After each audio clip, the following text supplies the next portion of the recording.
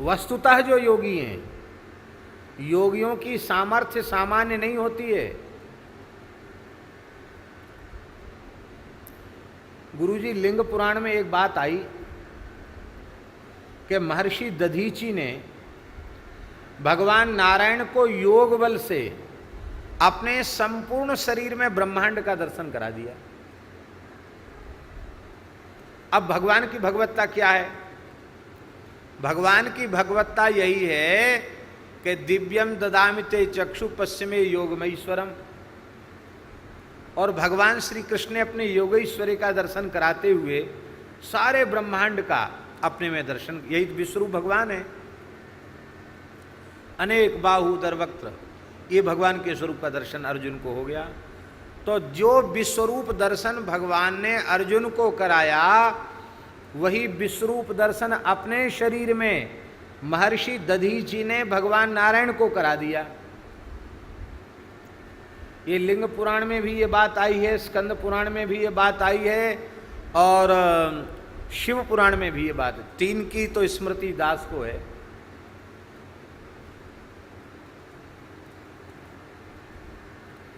क्योंकि सिद्धांत है, जो पिंड में है वही ब्रह्मांड में है, जो ब्रह्मांड में है वही पिंड में है। यद पिंडे तद ब्रह्मांडे, यद ब्रह्मांडे तत् पिंडे। इसलिए समस्त लोकों का अनुभव, समस्त देवी देवताओं का अनुभव अपने चक्रों में योगी पुरुष कर लेते हैं, और वे इतनी सामर्थ्य से संपन्न होते हैं। एक छोटी सी बात बता दें आपको।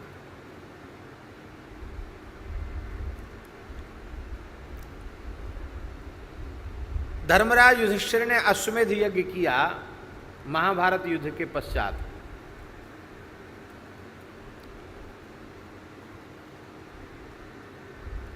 एक अश्वमेध पर्व भी है और एक जैमिनी अश्वमेध भी है। तो जैमिनी अश्वमेध की कथा है कि एक ऋषि के आश्रम में युधिष्ठिर का घोड़ा अंतर्धान हो गया, गायब हो गया। तो भगवान श्री कृष्ण और अर्जुन अश्व रक्षा में थे। तो अर्जुन ने कहा, महाराज तो बड़ी समस्या हो गई, अश्वमेधी अश्व ही अंतर्धान हो गया, अब कैसे होगा? धर्मराज का यज्ञ कैसे पूर्ण होगा? कहीं दिखाई नहीं पड़ता घोड़ा कहाँ गया। तो भगवान तो सर्वज्ञ हैं, पर भगवान लीलाधारी हैं। तो भगवान ने कहा, ये महात्मा बैठे हैं, इनसे ही पूछ लेते हैं। तो उन ऋषि के चरणों में भगवान ने, अर्जुन ने, दोनों ने नमस्कार किया, प्रणाम किया। भगवान का उन्होंने अर्घपाद्यादि से स्वागत किया। कहा, बड़े पधारे, आप कैसे पधारे? भगवान ने कहा, मेरे मित्र अर्जुन हैं, धर्मराज युधिष्ठिर चक्रवर्ती सम्राट हैं, यज्ञ कर रहे हैं अश्वमेध, और उनका अश्वमेधी अश्व आपके आश्रम की सीमा में आते ही पता नहीं कहाँ चला गया। तो आप कृपा करके बतावें कि वो अश्वमेध अश्व कहाँ गया है, क्योंकि उसके बिना धर्मराज यज्ञ पूर्ण नहीं कर सकते। तो वे महात्मा हंसे और उन्होंने कहा कि वह अश्व इस शिला के भीतर है। एक पत्थर था आश्रम में, एक शिला थी, बोले इसके भीतर में घोड़ा है। अब हम आपसे पूछते हैं कि इतना बड़ा कोई पत्थर हो और इतना लंबा चौड़ा घोड़ा, हम कहें कि घोड़ा इस पत्थर के भीतर है, तो हमको यही समझा जाएगा कि इनका दिमाग खराब हो गया है। इतना विशाल अश्व एक छोटी सी शिला के भीतर कैसे हो सकता है? तो अर्जुन को संदेह हो रहा था, ये महात्मा क्या बोल रहे हैं कि घोड़ा और पत्थर के भीतर चला गया, शिला के भीतर चला गया, ये क्या बात? तो भगवान ने इशारा किया। अर्जुन ने कहा, महाराज आपकी बात हमारी समझ में नहीं आई, इतना विशाल अश्व इस छोटी सी शिला में कैसे जा सकता है? हम अज्ञानी हैं, आप कृपा करके इसका रहस्य समझावें। तो उन्होंने कहा कि मेरा एक पुत्र है, वैसे तो बड़ा तपस्वी है, पर एक समय की बात है, एक राजकुमार यहाँ से फौज पलटन के सहित निकला तो उसको देखकर इसके मन में राज भोगों को भोगने की इच्छा उत्पन्न हो गई, और ये भोगने की इच्छा पुनर्जन्म का कारण बनती। इसलिए मैंने विचार किया कि इसकी इच्छा इसी जन्म में पूर्ण हो जाए, इसके कारण इसको दोबारा जन्म न लेना पड़े। तो मैंने अपने योग बल से इस शिला के भीतर एक जगत की रचना कर दी, एक संसार रच दिया, और उस संसार का राजा अपने पुत्र को बना दिया। तो वहाँ वह धर्म पूर्वक पालन कर रहा था। यदा कदा आकर मुझे प्रणाम करने आता है, आज प्रणाम करने आया था। आपका घोड़ा उसको बहुत अच्छा लगा तो घोड़ा लेकर भीतर चला गया, अपने राजधानी में चला गया। और आश्चर्य कि हम तो यही सोच रहे थे कि घोड़ा कैसे घुसा और पूरा संसार ही इसके भीतर रच दिया, ये कैसे हो गया। तो महात्मा ने दिव्य दृष्टि प्रदान की। अब देखो, तो महाराज जी देखा तो शिला के भीतर गंगा, जमुना, सूर्य, चंद्रमा, आकाश, पाताल, ग्रह, नक्षत्र, तारे, सब कुछ था उसके भीतर। और खूब जैसे जनता, खूब आश्चर्य।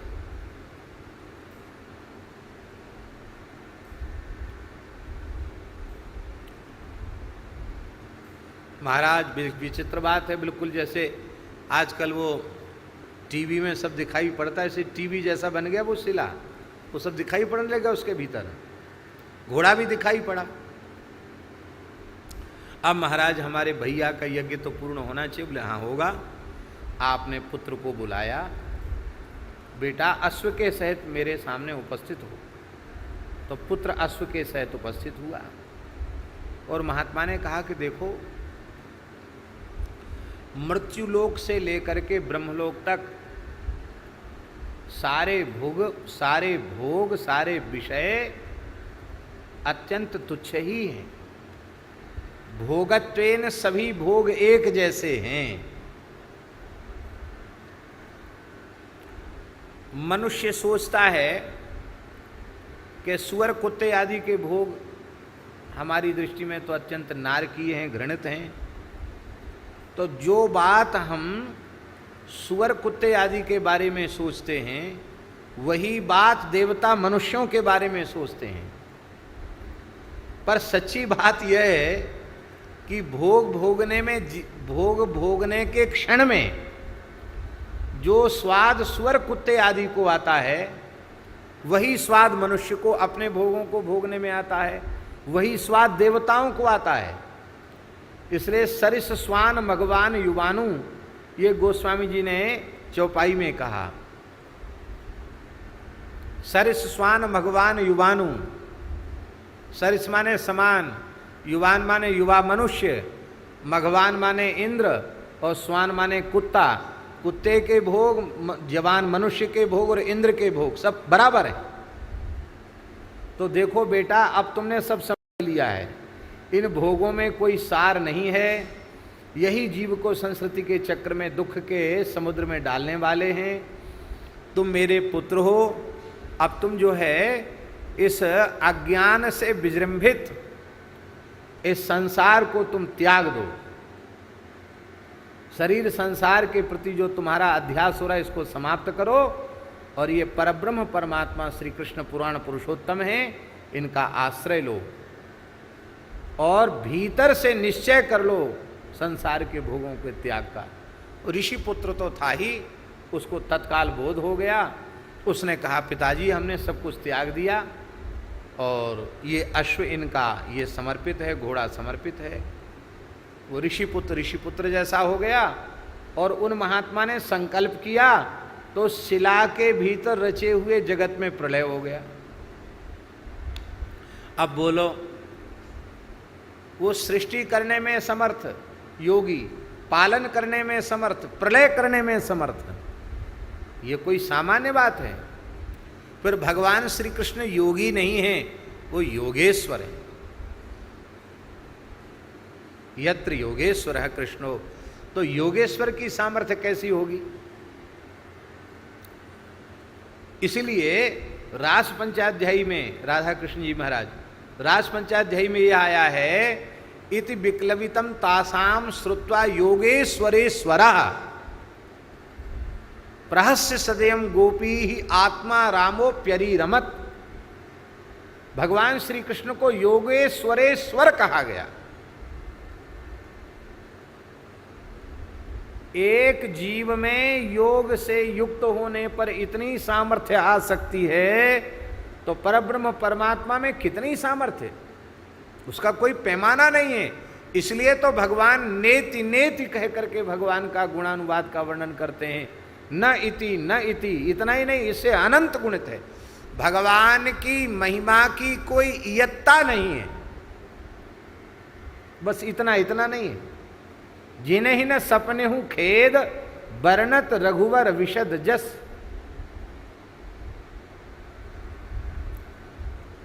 ऐसे समर्थ योगी जो इतनी सामर्थ्य रखते हैं, वे भी सेवा धर्म की महिमा नहीं समझ सकते। उनके लिए भी सेवा धर्म गहन नहीं, परम गहन योगिनाम अप्यगम्य। योगी नाम में बहुवचन है, एक योगी दो योगी नहीं, सब पूरे ब्रह्मांड के योगियों के लिए भी अगम है। जिन योगियों के लिए कुछ भी अगम नहीं है, उनके लिए सेवा धर्म की महिमा समझना अगम है।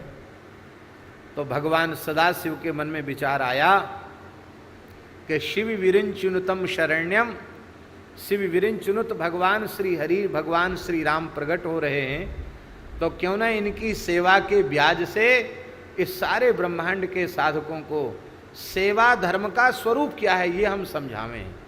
तो दास को ऐसा लगता है कि योगियों के लिए भी अगम जो सेवा धर्म है, उस सेवा धर्म को अपने चरित्र के माध्यम से समझाने के लिए भगवान शिव हनुमान जी के रूप से अवतरित हुए। और दास की विनम्र प्रार्थना है, कोई भी व्यक्ति यदि सेवा करना चाहता है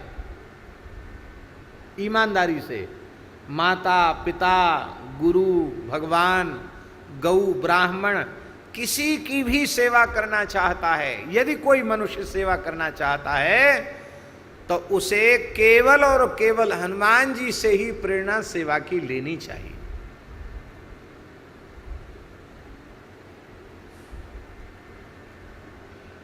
सेवक की सबसे पहली शर्त है क्रिया त्यागे अपनी रुचि।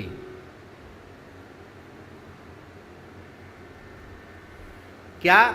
क्रिया त्यागे अपनी रुचि, अपनी रुचि से क्रिया करना छोड़ दे, पहली शर्त है। यही सबसे कठिन है।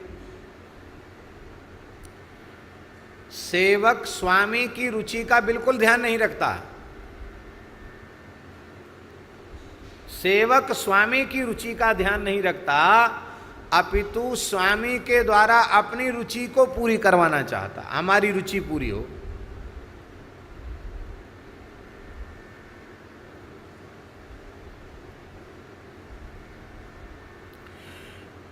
अच्छा, एक विचार करो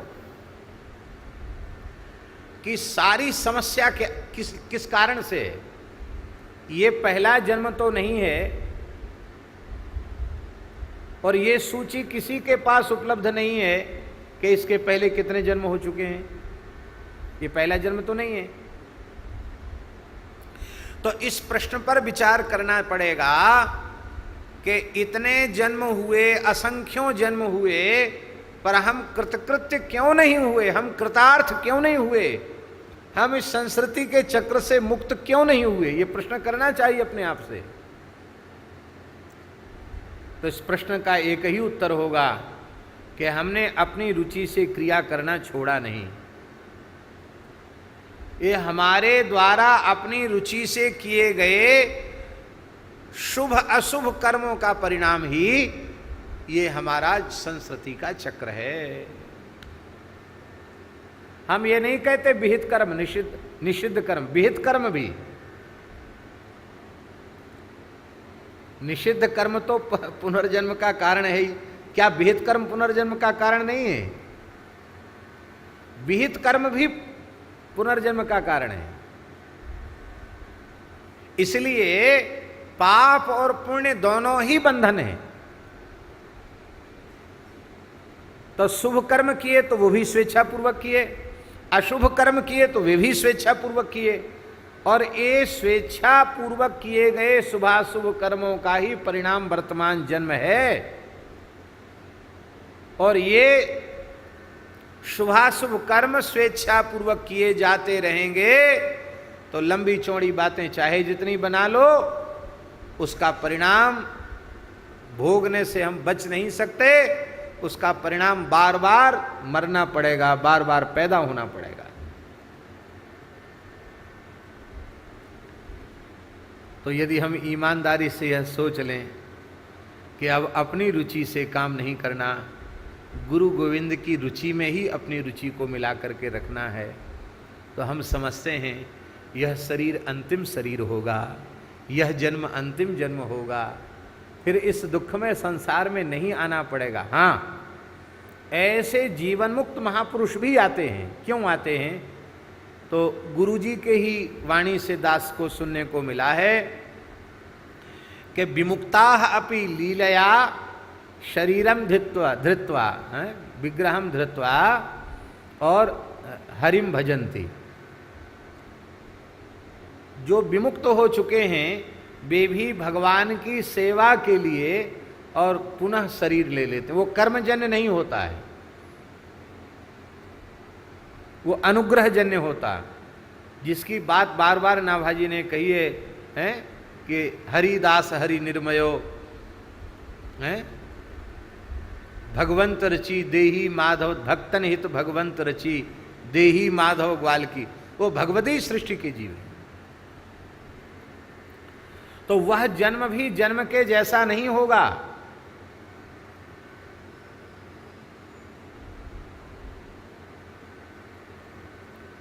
वह जन्म तो न जाने कितने जीवों को जन्म मृत्यु के चक्र से छुड़ाने वाला जन्म होगा। तो इसलिए वह जन्म जन्म नहीं है। श्री तुलसीदास जी महाराज का जन्म को आप जन्म मानेंगे? उन्होंने जन्म लेकर रामचरितमानस के रूप में, अपनी ग्रंथावली के रूप में पूरे जीव जगत का कितना हित उस काल में किया, और अब जितना समय बढ़ता चला जा रहा है उतना अधिक हित उनके वाणी साहित्य के द्वारा होता चला जा रहा है।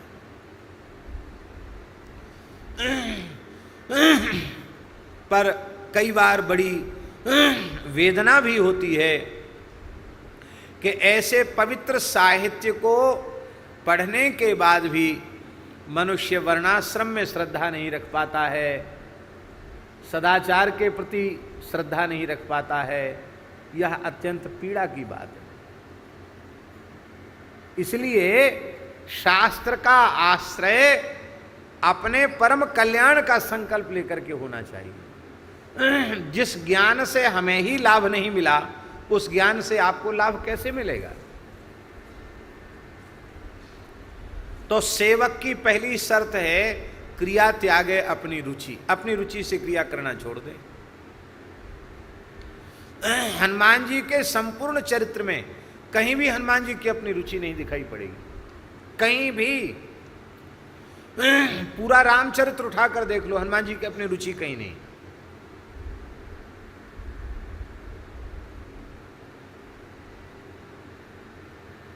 और महाराज जी, ऐसा जो सेवक है जिसने अपनी रुचि से क्रिया करना छोड़ दिया है, उसका स्वामी के साथ ऐसा तादात्म्य हो जाता है, ऐसा तादात्म्य हो जाता है कि फिर स्वामी और सेवक का भेद भी मिट जाता है। यद्यपि ये बात बड़े ऊंचे स्तर की है। अच्छा, एक बात बताओ,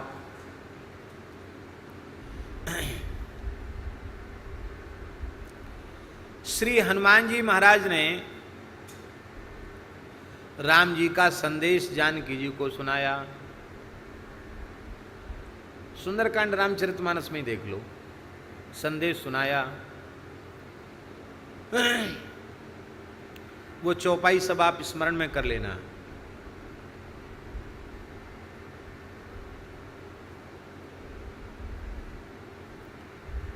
बस इतना ही हनुमान जी ने कहा, सुनु जननी धर धीर, हे माता जी धैर्य धारण करके सुनिए। और ऐसा कह करके भरे बिलोचन नीर, हनुमान जी की आंखों में आंसू बहने लगे। बस इतना है। इसके बाद कहू राम वियोग तब सीता, तो कहू राम वियोग तब सीता, हनुमान जी नहीं बोल रहे हैं। हनुमान जी तो यंत्र के जैसे हैं। हनुमान जी के हृदय में, हनुमान जी की जिह्वा पर बैठकर सीधा संवाद रघुनाथ जी जानकी जी से कर रहे हैं। यह बात हम इसलिए निवेदन कर रहे हैं कि रामचरित्र उठाकर देख लो, अथवा श्रीमद् वाल्मीकि रामायण उठाकर देख लो, अथवा भगवत कृपा से दास ने ब्रह्मविवर्त, स्कंद, पद्म और महाभारत आदि को देखने का अवसर मिला है, पाठ करने का अवसर मिला, तो सब पुराणों में थोड़ी थोड़ी राम जी की चर्चा जरूर है। तो हमें तो स्मृति नहीं है कि कहीं भी हनुमान जी को अलग से बुला के राम जी ने कहा हो कि ये संदेश जानकी जी को दे देना। मुद्रिका दिया, और तो इतना अवसर नहीं था कि इतनी भीड़ भाड़ में हनुमान जी को अलग से बिठा करके बुला करके बताया जाता कि आप जाकर ये संदेश हमारा श्री वैदेही को सुना देना। ये नहीं, ये अवसर ही नहीं मिला। तो क्या हनुमान जी झूठ बोले? नहीं, हनुमान जी झूठ भी नहीं बोले। तब बिना राम जी के कुछ बताए समझाए हनुमान जी ने इतना लंबा चौड़ा संदेश कैसे पढ़ दिया? कहू राम वियोग तब सीता, मोह सकल भय विपरीता इत्यादि प्रकार से कैसे कह दिया? हनुमान जी यह अच्छी प्रकार से जानते हैं कि यद्यपि सरकार ने कोई संदेश अलग से हमको नहीं दिया है, हमें तो मुद्रिका ही प्रदान की है, किंतु यदि मैं जानकी जी को राम जी का संदेश नहीं सुनाता हूँ तो श्री जानकी जी को संतोष नहीं होगा, उनको समाधान नहीं होगा कि इतनी दूर तक अपने अंतरंग सेवक को भेजा और हमारे लिए दो बात भी नहीं पहुंचाई। कहते ना, हमारी ये बात कह देना, तो प्रेमी को थोड़ा संतोष होता तक, चलो हमारे लिए कुछ कहा तो सही है। यही बात तो गोपियाँ कह रही हैं उद्धव जी से कि हमारे लिए क्या कहा श्याम सुंदर ने, हमारे लिए क्या कहा। क्योंकि प्रेमी की इच्छा होती है कि हमारा प्रेमास्पद हमारे लिए क्या कह रहा है, संदेश सुनना चाहते हैं। तो श्री हनुमान जी का इतना तादात्म्य हो चुका है रघुनाथ जी से कि माता जी के यह जिज्ञासा करने पर कि प्रभु ने मेरे लिए क्या संदेश दिया है, तत्काल उन्होंने रघुनाथ जी से संपर्क स्थापित किया। अंतर्यामी है ना रघुनाथ जी, तत्काल संपर्क स्थापित किया कि भगवान यहाँ तक का कार्य दास ने आपकी कृपा से किया, अब यहाँ के बाद आप क्या कहना चाहते, आप स्वयं ही कृपा कीजिए। तो हनुमान जी तो भरे बिलोचन नीर, हनुमान जी तो बस गदगद होकर के बैठे हैं और स्वयं रघुनाथ जी ही संदेश दे रहे हैं जानकी जी को। क्यों? इसलिए भी यह बात ठीक है क्योंकि हनुमान जी भगवान के प्रति, जानकी जी के प्रति माता पिता का भाव रखते हैं। तो माता पिता का भाव रखने वाला भक्त वह एक प्रियतम के द्वारा, एक धीरोदात्त नायक के द्वारा, एक आर्य पुरुष के द्वारा अपनी परम पतिव्रता प्राण प्रिया को दिया गया संदेश पुत्र कैसे पढ़े, इस भाव का उपासक कैसे पढ़े। इसलिए भी हनुमान जी कुछ नहीं बोल रहे हैं। हनुमान जी का तो देह है, पर हनुमान जी के देह को माध्यम बनाकर उनकी जिह्वा पर प्रतिष्ठित होकर के श्री रघुनाथ जी बोल रहे हैं। क्रिया त्यागे अपनी रुचि, ये इसका परिणाम है। और ऐसा जो सेवक है वो स्वामी को अत्यंत प्रिय हो जाता है। इसलिए गोस्वामी जी कहते हैं, समरथ सुवन समीर के रघुबीर प्यारे। आप राम जी को अत्यंत प्रिय हो, राम जी को प्रिय हो। रघुवीर प्यारे समर्थ, रघुवीर प्यारे अंतिम में है, समर्थ सबसे आग में है। तो इसको हम अर्थ करेंगे तो रघुवीर प्यारे समर्थ। आशय क्या हुआ? आशय ये हुआ कि जो इस प्रकार से राम जी के प्यारे हैं वे ही समर्थ कहलाने के अधिकारी हैं। ध्यान में आई बात।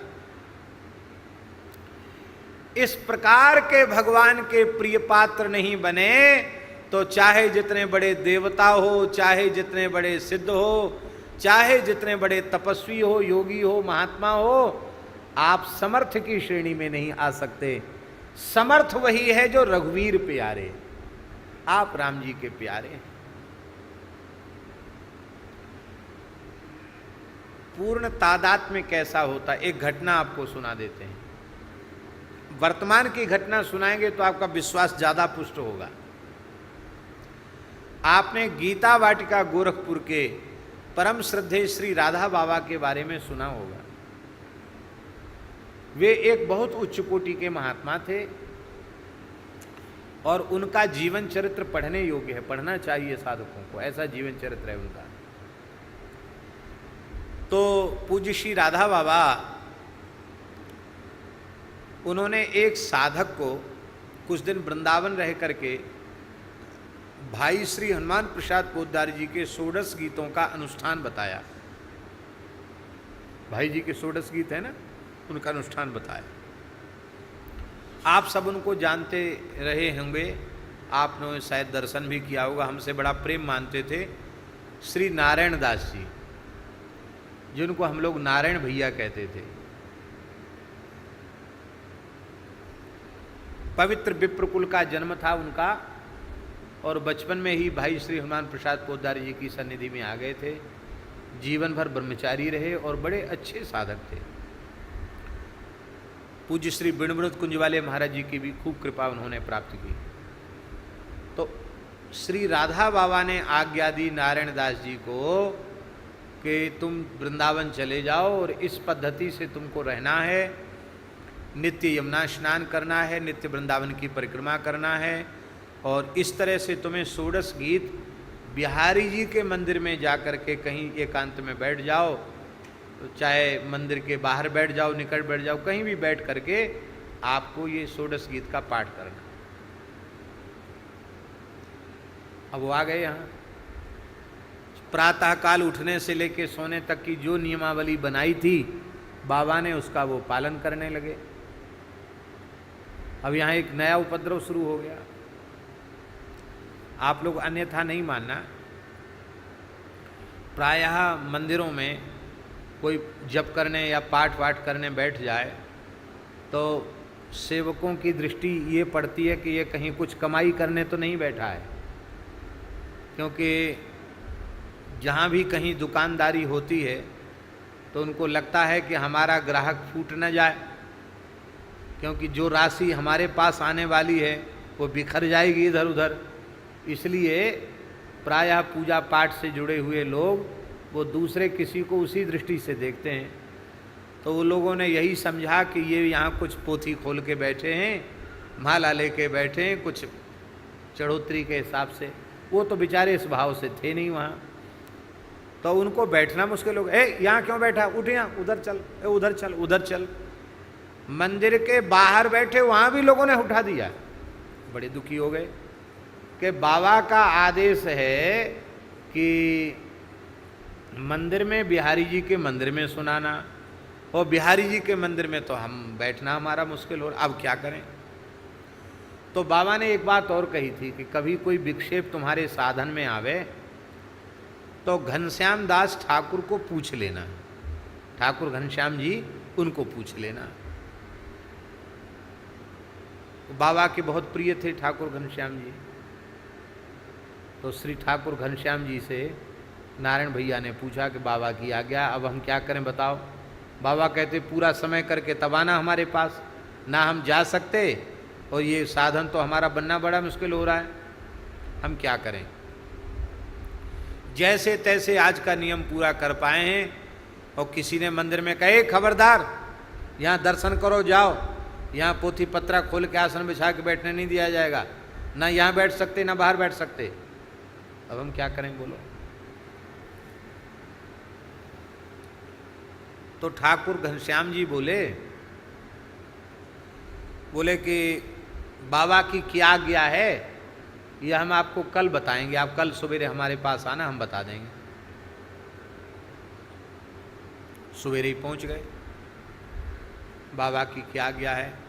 बोले बाबा ने कहा जिस कमरे में रहते हो उसी कमरे की किसी भी दीवार को यह समझ लो कि यहाँ बिहारी जी खड़े हैं, ये बिहारी जी के मंदिर की ही दीवार है, ऐसा समझ लो और पाठ करो और तुम्हारा अनुष्ठान पूर्ण होगा।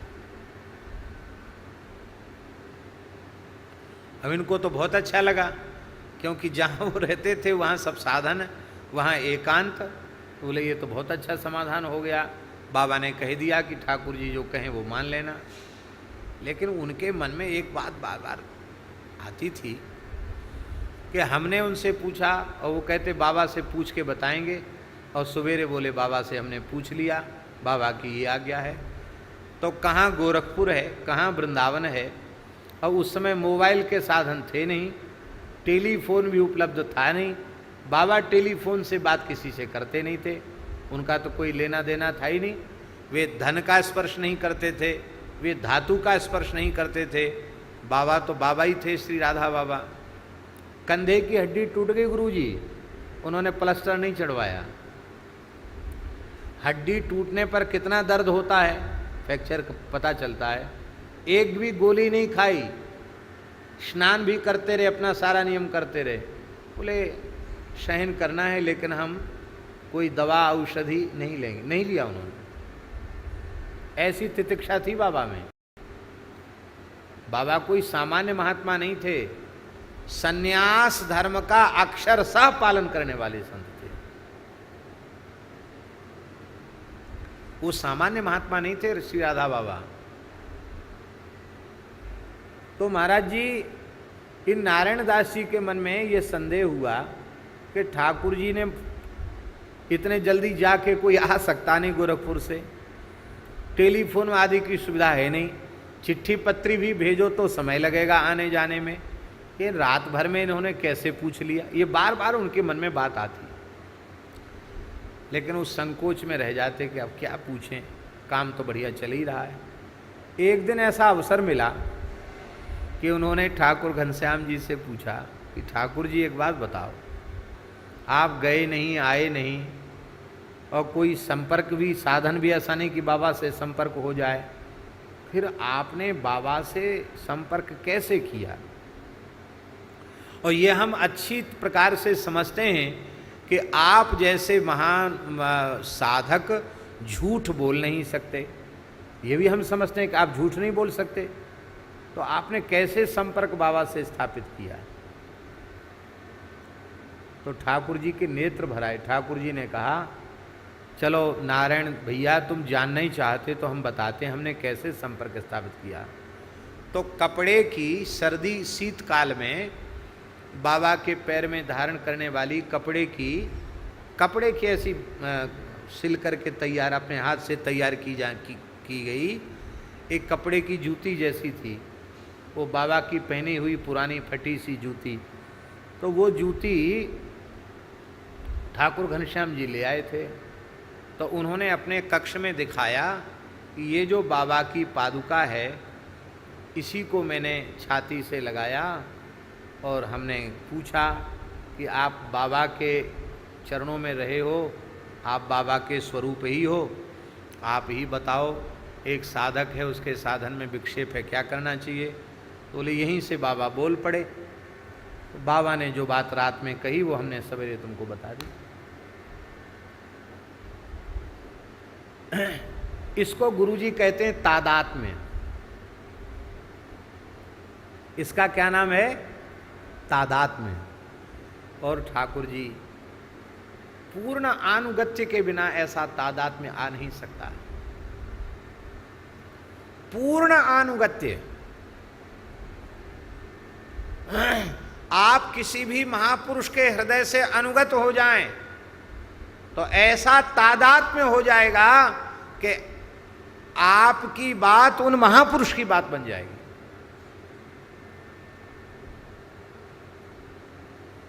पूर्ण तादाद में। अब सुन लीजिए, कथा यहीं पूरी नहीं है। अपना अनुष्ठान पूर्ण करके नारायण भैया जी गीता वाटिका पहुंचे तो जैसे ही श्री राधा बाबा को उन्होंने साष्टांग प्रणाम किया तो बैठते ही बाबा ने सीधे ही कहा, अच्छा हुआ घनश्याम ठाकुर को हमने जो बताया था वो समाधान तुमने स्वीकार किया और तुम्हारा अनुष्ठान निर्विघ्न पूरा हुआ, बहुत अच्छा हुआ। बाबा ने कह दिया अपनी तरफ से ही कह दिया कि घनश्याम ठाकुर ने हमसे पूछा था तो मैंने उनको कह दिया था कि जहाँ रहते हैं वहीं किसी भी दीवाल को बिहारी जी के मंदिर की दीवाल बिहारी जी समझ करके, क्यों बिहारी जी एक देशीय तो हैं नहीं, वो सर्वदेशीय हैं, इसलिए उनको मान करके करो, वहीं तुम्हारा हो जाएगा। ये घटना स्वयं नारायण भैया ने दास को सुनाई। कहते कहते वो एकदम सजल हो जाते थे, कहते थे महाराज जी ये मैंने देखा। एक घटना और सुना देते हैं। ये इसलिए सुना रहे हैं कि आपको विश्वास तो आपको है ही है और पक्का हो जाए। एक बरेली में, बरेली एक कस्बा है, शहर है, जिला है उत्तर प्रदेश का। तो बरेली में हमारे पूज्य गुरुदेव भक्तमाली जी के एक शिष्य रहते थे। उनका नाम श्री ओम प्रकाश अग्रवाल था और वो कोई जन्मांतरीय संस्कार संपन्न योगी थे।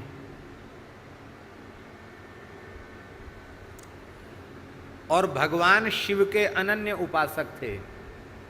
शंकर जी ही इष्ट थे उनके और शंकर जी के अनन्य उपासक थे वो।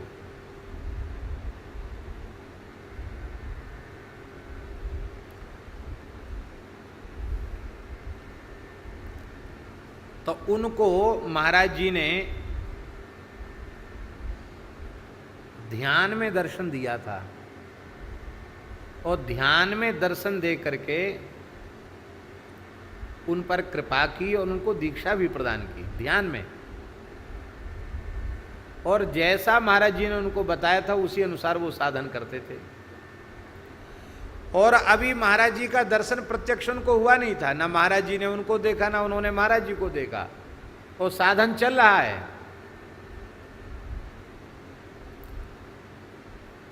मंच पे कहने की बात नहीं है। वे रेलवे में एक बाबू के क्लर्क के पद पर नौकरी करते थे और साधन करते करते उनकी ऐसी स्थिति हो गई थी कि उनके षटचक्र भेदन, कुंडलिनी जागरण और समाधि ये सब कुछ उनको प्राप्त हो चुका था और वे निरंतर अनहद नाद का श्रवण करते रहते थे।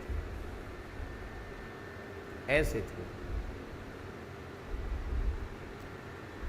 तो वो एक बार एक ब्रजवासी गिरिराज जी के रहने वाले पंडित गौड़ जी, वो रेलवे के अधिकारी थे, उनके घर में कोई उत्सव था तो रेलवे के कर्मचारी हिसाब से इनको भी बुलाया।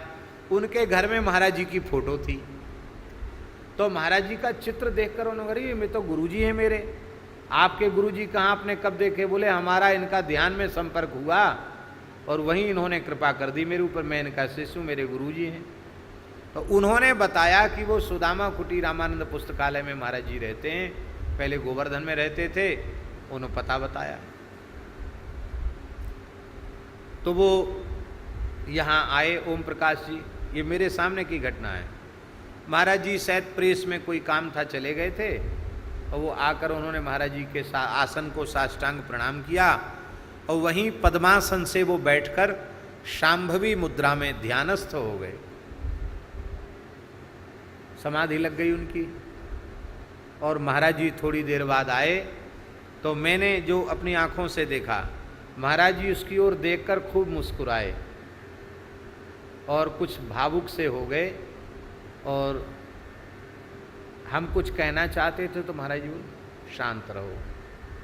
महाराज जी आराम से अपने आसन पर बैठ के अपना काम करने लगे। थोड़ी देर बाद उनका ध्यान खुला, तब उन्होंने महाराज जी को प्रणाम किया। अच्छा, एक बात और उन्होंने विशेष बात बताई। उन महानुभाव ने आते ही हमसे कहा कि आप हमको नहीं जानते हो पर हम आपको जानते। हम तो विद्यार्थी थे, क्या जानते हैं? बोले आप हमारे गुरु भाई हो, हम आपके गुरु भाई हैं। मैंने कहा, मैं मन में सोचा कि इस आदमी को मैं पहली बार देख रहा हूँ, कहता हम आपके गुरु भाई हैं, चलो होंगे। बाद में महाराज जी के पास वो कुछ दिन 2-3-4 दिन रहे, फिर गिरिराज जी भी गए, सब जगह दर्शन किया। तो महाराज जी को पत्र लिखते थे, तो भगवान महाराज जी भी उनको पत्रोत्तर देते थे। तो महाराज जी पत्रोत्तर में लिखते थे, भगवान उमा वल्लभ आपका सर्वविध कल्याण करें, भगवान सदाशिव आपका मंगल करें, ऐसा महाराज जी लिखते थे। और वो इसी तरह से श्री उमा वल्लभो विजय थे करके वो महाराज जी से पत्र लिखते थे। शंकर जी के प्रति बड़ी निष्ठा थी उनकी। महाराज जी की कथा भी उन्होंने बरेली में कराई। उस कथा में हम नहीं गए, पर वो आसन रोज लगवाते थे, अलग अलग आसन। जैसे कथा हो रही महाराज जी की, तो सामने अलग अलग आसन लगाते थे। बोले ये नारद जी का आसन है, ये ब्रह्मा जी का आसन है, ये शंकर जी का आसन है। और कहते थे आओ आओ, लाओ लाओ फूल माला लाओ, नारद जी आ गए, लाओ सनकादिक भगवान आ गए। और कह करके बड़े भावपूर्वक वहाँ प्रणाम करके माला अर्पित करते थे। हम तो गए नहीं थे, पर हमारे नामारा से एक पंडित जी थे, वो कहते थे महाराज जी को भी ठगने वाले लोग खूब आते हैं, हमको तो लोगों को कुछ दिखता नहीं। कहते नारद जी आ गए, शंकर जी आ गए, ब्रह्मा जी आ गए, ये क्या मतलब है? महाराज जी के सामने का, तो महाराज जी ने कहा संदेह मत करो, हमें तुम्हें नहीं दिखता पर इसको तो दिखता है।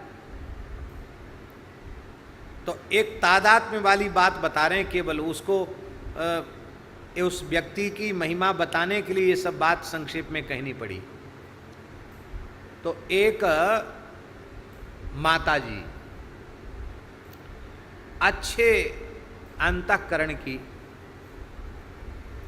उन्होंने एक बार रोकर, ओम प्रकाश भगत जी रिटायर्ड हो गए थे, सेवानिवृत्त हो गए थे, उनसे कहा कि आपने जिन गुरु जी की दीक्षा ले रखी है, हमको भी ले चलो, उनसे कुछ दीक्षा दिलवा दो, जो हम भजन करें, साधन करें।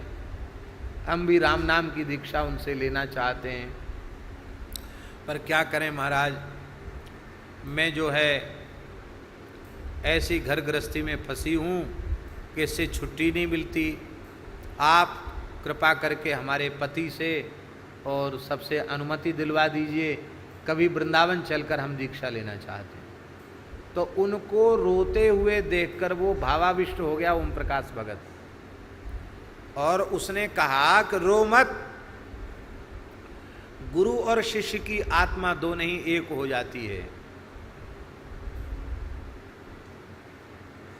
अग्रवाल था 22 से, बोले गुरु शिष्य की आत्मा दो नहीं एक हो जाती है, लो मैं तुम्हें दीक्षा देता हूं। जबकि वो दीक्षा वीक्षा नहीं देते थे किसी को।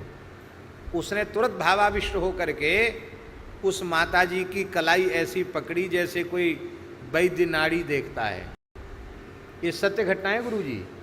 जैसे ही ओम प्रकाश भगत ने उस माताजी की कलाई पकड़ी, कलाई पकड़ते ही संपूर्ण देह में श्री राम तारक मंत्र गूंजने लग गया।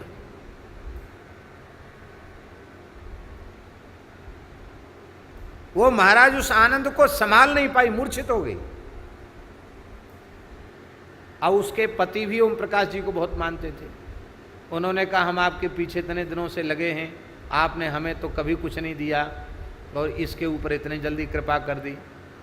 तब उन्होंने कहा कि जैसा चित्त इसका है वैसा चित्त तुम्हारा नहीं है, तुम पहले अपनी भूमिका का निर्माण करो।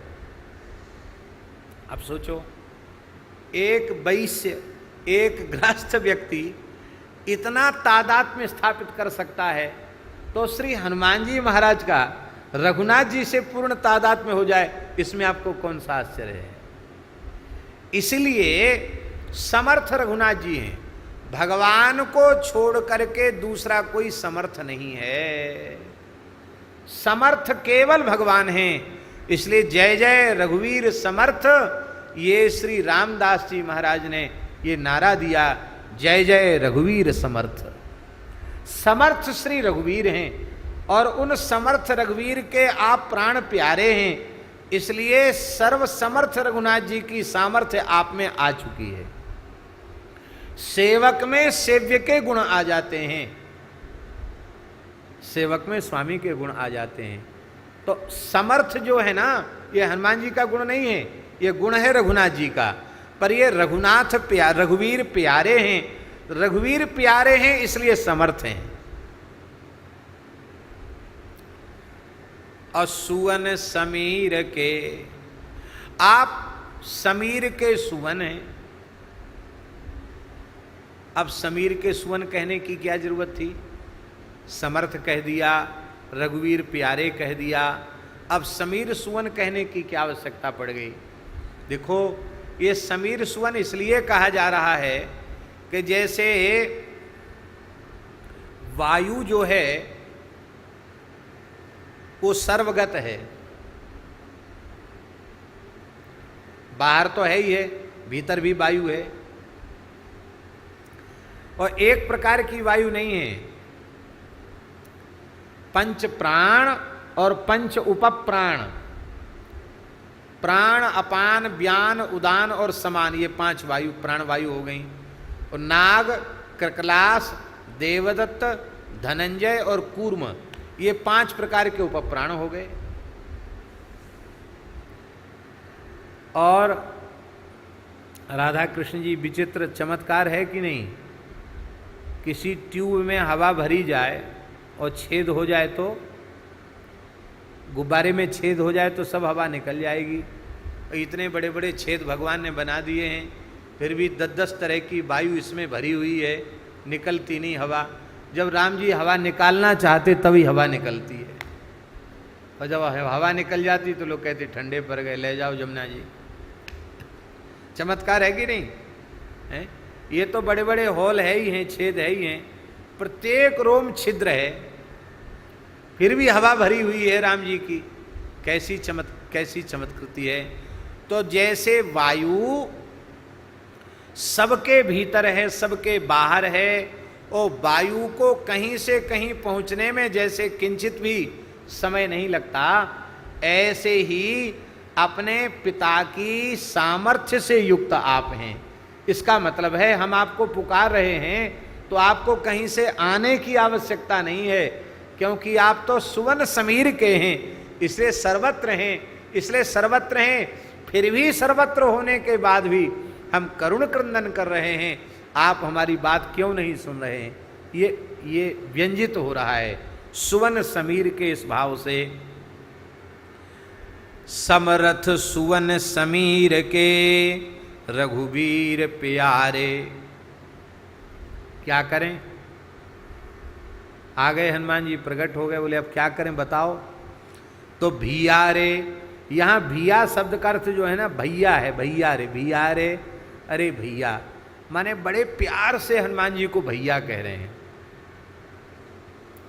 देखो बहुत प्रेम होता है ना, तो मुंह से जब जो निकलता है वही कह दिया जाता है, बहुत ज़्यादा प्रेम होने पर ऐसा हो जाता है। तो एक तो ये भी बात है, दूसरी बात यह भी है कि श्री सीताराम जी के प्रति माता पिता का भाव गोस्वामी जी का है, और श्री सीताराम जी के ही पुत्र श्री हनुमान जी हैं, तो बड़े भैया हुए कि नहीं हुए। इसलिए इस नाते से भी कहते भैया हैं, मोह पर कीवी तो ही जो कर ले ही भियारे। अरे भैया हमारे ऊपर कुछ कृपा तुमको जो करनी है उसमें समय की प्रतीक्षा मत करो, जो कुछ आपको इस अपने अनुज के प्रति वात्सल्य करना हो, अनुग्रह करना हो, कृपा करनी हो, वह आप अभी कर लो। अभी कर लो इसका मतलब क्या है? इसका मतलब है कि का वर्षा जब कृषि सुखाने, समय चुके पुनि का पछिताने। अभी कलयुग हमको पीड़ित कर रहा है, अभी हम परेशान हो रहे हैं। काशी के उपद्रवी तत्व भी कभी भैरव को भेजते हैं, कभी काली को भेजते हैं। ये भी तंत्र मंत्र, मारण मोहन, उच्चाटन, स्तंभन आदि के प्रयोग हमारे ऊपर ही कर रहे हैं। कलयुग भी हाथ धो के हमारे पीछे पड़ा है और हम पीड़ित हो रहे हैं। तो इस समय आप कृपा नहीं करेंगे तो कब करेंगे? इसलिए जो कृपा आपको करनी हो वो आप अभी कर लो। हनुमान जी बोले हमारी कृपा से क्या होगा? अरे बोले हमें पता है आपकी कृपा से क्या नहीं होगा, सब कुछ होगा आपकी कृपा से, क्या नहीं हो सकता है। तेरी महिमा ते चले चिंचिनी चियारे। संस्कृत में चिंचिणी कहते हैं इमली को, इमली को चिंचिणी कहते हैं।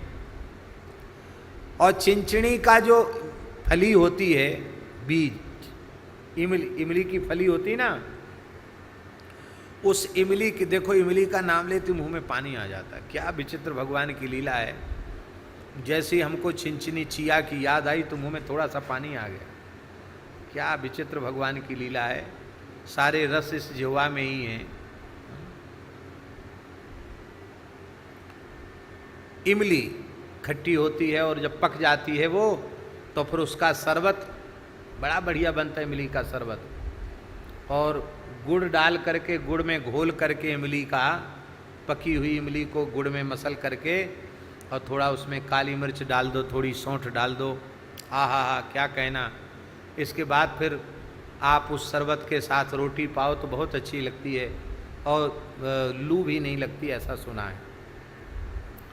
तो उस इमली का जो बीज निकलता है उसको चिया कहते हैं।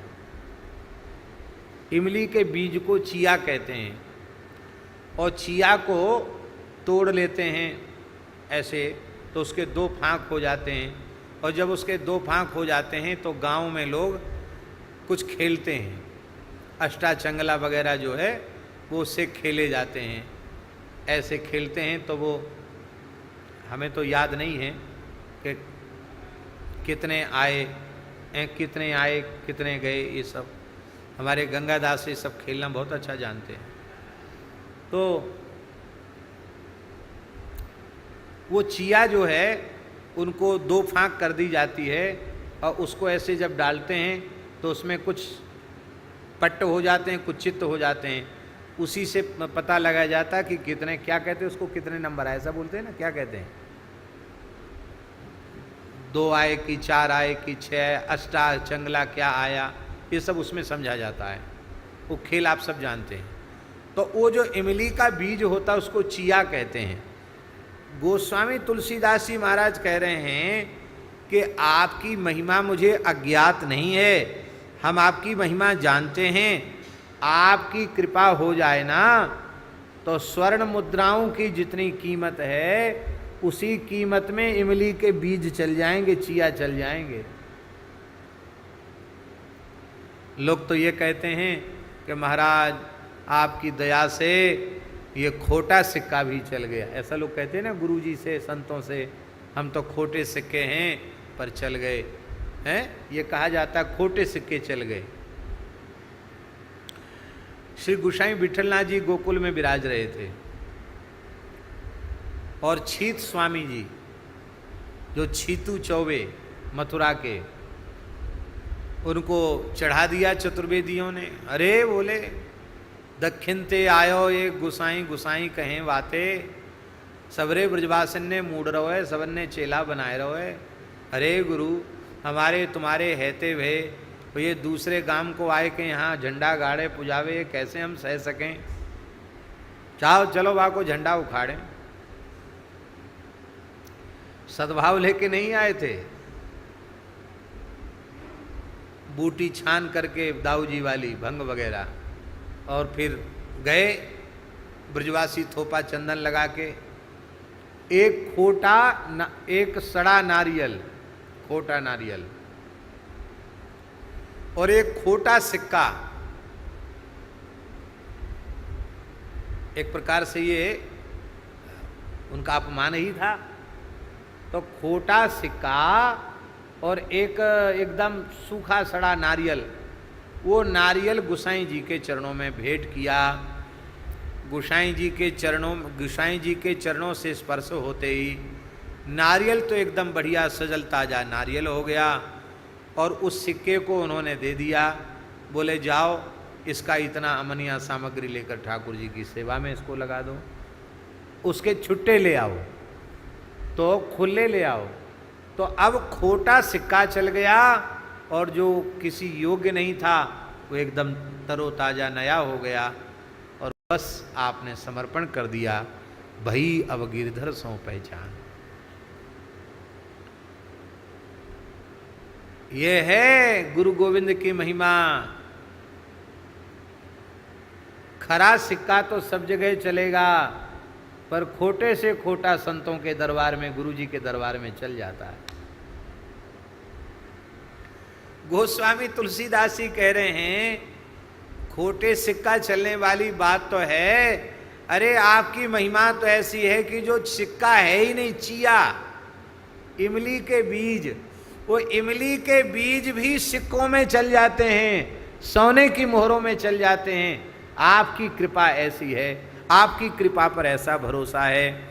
और भगवान ऐसी अचिंत्य सामर्थ्य होते हुए भी, ऐसी महिमा आपकी होते हुए भी, अंधियारो मेरी बार क्यों त्रिभुवन उजियारे। आहा क्या प्यारी बात है। जो त्रिभुवन के उजियारे हों, तो क्या आपने हमें त्रिभुवन से बाहर समझ लिया है क्या? है? अरे हम भक्त नहीं हैं, साधु नहीं हैं, साधक नहीं हैं, संत नहीं हैं, त्रिभुवन में तो हैं। जब त्रिभुवन को उजेला देने वाले आप हैं, तो इस तुलसीदास को अंधेरे में आपने क्यों रखा है? मेरे अज्ञानांधकार की निवृत्ति आप क्यों नहीं कर रहे? हे त्रिभुवन उजियारे, आप कृपा करके हमारे अंधकार को दूर कीजिए। हमारे सामने अंधेरा छाया हुआ है, अंधेरा छाया हुआ है, इसका आशय क्या है? महाराज जी, इसका आशय ये है कि हम यह विचार कर रहे हैं कि बाल्यकाल से जिस तुलसीदास के ऊपर इतना अनुग्रह कि जन्मते ही राम नाम का उच्चारण किया, फिर भगवती पार्वती ने पायस जिसको खिलाया, शिवजी की कृपा हुई और समर्थ सदगुरु श्री नरहरि आनंद जी महाराज के चरण मिले, और इसके बाद काशी में हनुमत दर्शन हुआ, फिर चित्रकूट में 3-3 बार राम दर्शन हुआ, श्री राम नाम का जप हुआ 9-9 का, और श्री रामचरितमानस जैसे अपूर्व ग्रंथ का प्रणयन हुआ। और इतने के बाद भी कलयुग सता रहा है, कलयुग के दोष उपद्रव कर रहे हैं, तो यह विचार करके मेरे सामने अंधेरा छा रहा है। ध्यान में आई बात? जब मेरे जैसी की ये दशा है, तो सामान्य जीवों की स्थिति क्या होगी? इसलिए यदि आपने मेरा दुख दूर नहीं किया, आपने मेरा अंधेरा दूर नहीं किया, तो सब साधक हताश निराश हो जाएंगे, फिर कोई न राम जी को भजेगा ना आपको भजेगा। ये ध्वनि है। राम जी को आपको भजेंगे ही तब जब आप इसका अंधकार दूर कर देंगे। तो हमारा अंधकार दूर कर देंगे तो हम सबको कहेंगे, अरे देखो हमारे भीतर कितना अंधकार था, हमारा अंधकार दूर हुआ, तो तुम्हारा क्यों नहीं होगा?